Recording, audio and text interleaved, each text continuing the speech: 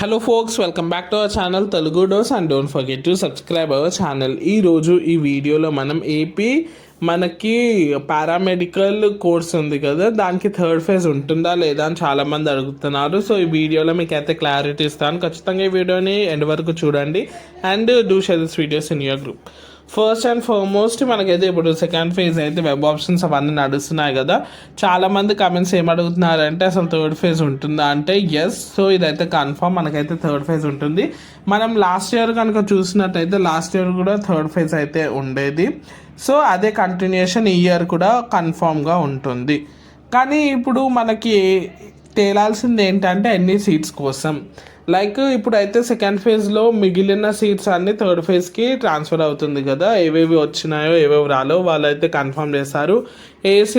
ఏవైతే అలాట్ చేశారో సెకండ్ ఫేజ్కి అవి వదిలి మనకి మిగతా అవన్నీ సీట్స్ థర్డ్ ఫేజ్లో ఉంటుంది. సో ఎవరైతే ఆస్పిరెంట్స్ ఉన్నారో ఖచ్చితంగా నేను చెప్పాల్సింది ఏంటి అంటే, ఎవరికైతే సెకండ్ ఫేజ్లో వచ్చిందో వాళ్ళైతే ఏ కాలేజ్ వచ్చినా సరే చూసి, ఒకవేళ అది మంచి కాలేజ్ అయితే మీరైతే అందులో వెళ్ళిపోండి.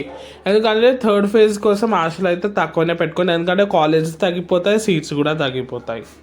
సో ఇది వచ్చేసి latest subject. Thanks for watching. Don't forget subscribe.